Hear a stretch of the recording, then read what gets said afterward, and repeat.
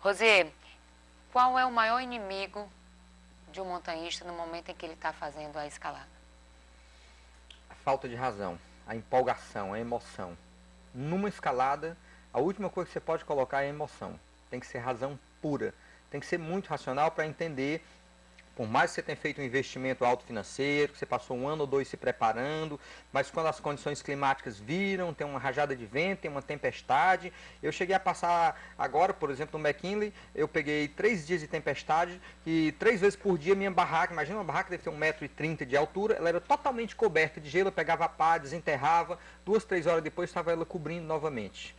Não adianta você brigar com a natureza, tem certas coisas que a empolgação diz, não, mas vai, não vai. Eu subi no dia 13 desse acampamento para o seguinte, correu tudo bem. No dia seguinte, um grupo de 5 japoneses foram subir, uma avalanche desceu e levou 4. Então, assim, é preciso ter muita razão. A emoção é o inimigo na montanha. Agora também tem um fator aí que eu acho que acompanha todos. Em ser montanhista, se é um ciclista, que acho que é a sorte, né? Ou não? Olha, eu digo sempre o seguinte, a sorte... Ou o azar, no caso desses que pegaram a nevasca, né? A sorte está do lado de quem planeja bem, estuda muito e trabalha muito. Eu acho que a sorte a gente constrói. Esse fato que me aconteceu na Indonésia, quando fui sequestrado, alguém perguntou, Rosier, mas e o planejamento? Eu digo, no meu planejamento já constava isso. Tanto é que eu escrevi, parecia, eu não tinha bola de cristal, mas eu tinha escrito um artigo e publiquei 2 dias antes. Eu até brinquei, eu digo, espero que os nativos canibais, que lá tem canibais, que os nativos canibais tenham tido uma boa safra esse ano, estejam todos gordinhos, não se interessem por mim. Mas foi dito e feito, cheguei lá e eles me pegaram. Por quê? Eu tinha bola de cristal? Não, mas é porque eu sei que esses sequestros lá aconteciam com certa regularidade. Vinham diminuindo bastante, então a chance tinha diminuído, não tinha acabado, tanto é que eu fui vítima disso. Então, quando a gente planeja bem, a gente não fica esperando tanto por a sorte. Porque se eu esperar só por a sorte, eu não me preparo, digo que não tive sorte. Ah, não, foi o clima. Como eu estava bem condicionado, eu tinha planejado bem, eu não tive sorte com o clima um dia, pude esperar um dia, 2, 3. Na hora que abriu uma janela de tempo, eu fui para o cume. Então, a sorte, logicamente, há um fator sorte, mas a gente não pode estar esperando por ele. Ok, Arthur. Você, dentro do teu planejamento, como você falou, a conquista dos 7 cumes está logo ali. Você tem um calendário, provavelmente em 18 meses você deve estar com isso alcançado. Para quem já se impôs tantos desafios na vida, é difícil imaginar que, concluída essa etapa, você vai ficar no sofá. O que tem do lado de lá das montanhas na tua vida, no teu pensamento? Arthur, é difícil dizer. Primeiro, assim, todas as minhas energias agora estão focadas no Projeto 7 Cumes. E não, quando eu falo Projeto 7 Cumes, todas as minhas energias estão focadas no Vinson, que é a próxima etapa.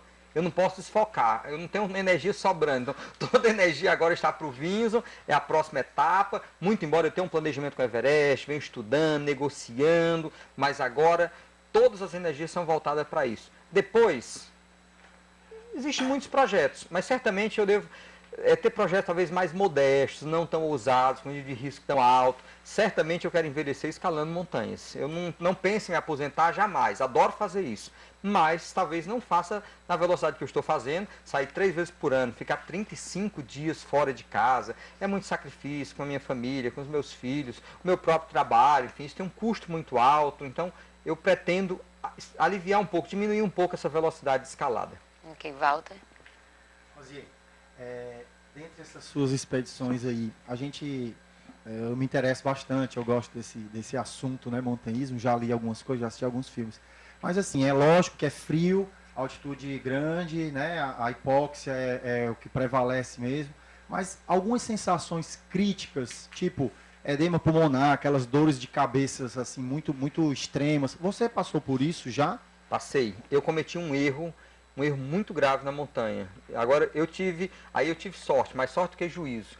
Em 2004, dezembro de 2004, quando eu estava me preparando para o Aconcagua, eu escalei antes Valecitos. Quando eu cheguei em Valecitos, cheguei a 3.000 metros de carro. A partir dali começava a escalar.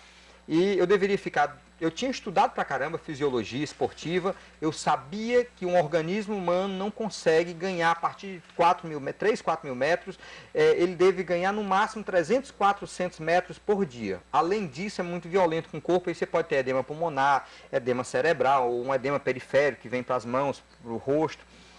Enfim, Eu sabia disso de cós salteado, tinha estudado pra caramba. Cheguei lá e encontrei um grupo de 3 argentinos, super simpáticos, gente boa. Ah, a gente tá subindo amanhã. Eu disse, daqui a mais 2 dias, vou dormir aqui 2 ou 3 noites, eu vou subir. Não, a gente precisa subir amanhã de manhã, cara. Eles estavam acampados lá do lado.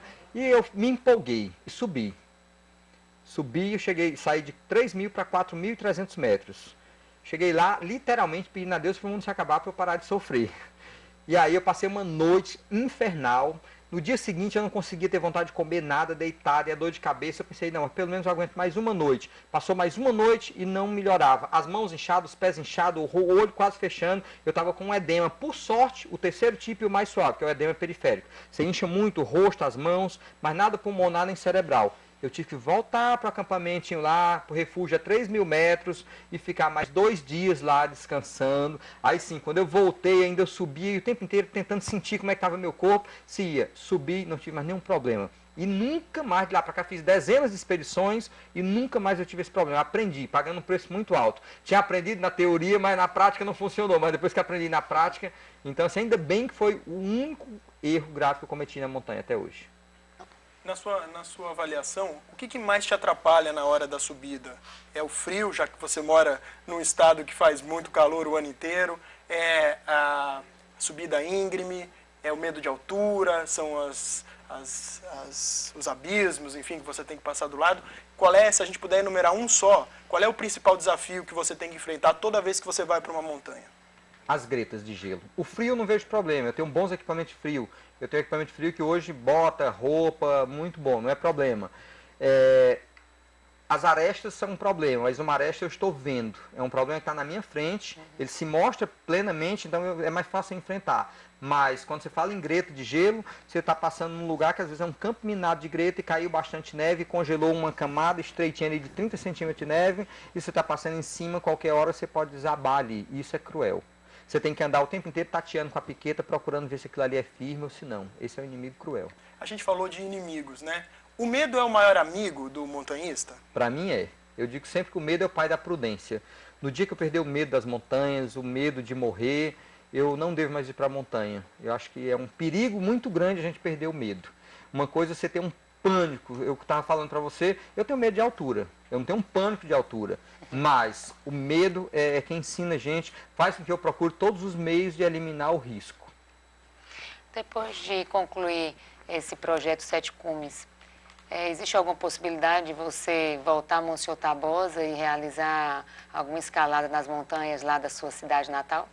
Monsenhor Tabosa eu sempre ando lá, meus pais continuam morando lá, tenho alguns irmãos, já levei inclusive alguns colegas seus jornalistas lá para o Pico do Oeste, que é o ponto culminante do território cearense. Então, assim, é minha terra querida e eu venho refletindo. Ainda hoje eu estava falando com minha esposa, eu conversando, eu tenho muita vontade de voltar lá, não sei se para morar, mas para fazer alguma coisa para a minha cidade. Eu acho que é uma cidadezinha muito sofrida, muito pequena, que eu acho que com um pouquinho mais de experiência, de vivência que eu aprendi no mundo, eu poderia oferecer algo mais. Longe da política. A política eu acho muito perigosa, digamos assim. Então, assim, por outros meios. Eu acho que tem outras formas de você, como voluntário, contribuir sem precisar entrar para a política. Ok, Rosê. Queria agradecer a sua presença aqui hoje no Ideia Jangadeiro, Henri, nossos convidados. E o Ideia Jangadeiro desta semana fica por aqui. Nós nos vemos na próxima terça-feira. Até lá.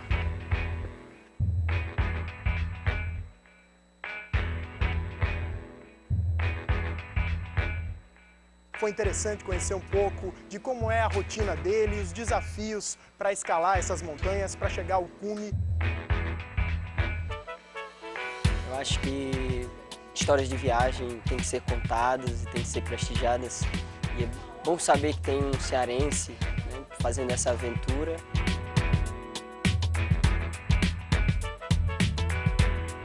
Camarada nosso, local, um cearense, altamente experiente já no conteúdo.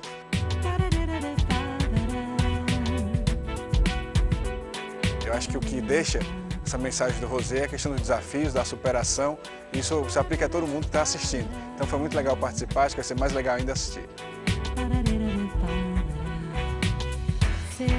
Que alegria, que prazer participar desse programa, um bate-papo tão descontraído, para a gente falar de desafios grandes, como escalar essas montanhas. Então, certamente encontrar pessoas curiosas para saber de montanha e do outro lado, um curioso que adora falar de montanhas, um casamento perfeito, uma maravilha. Lá com você.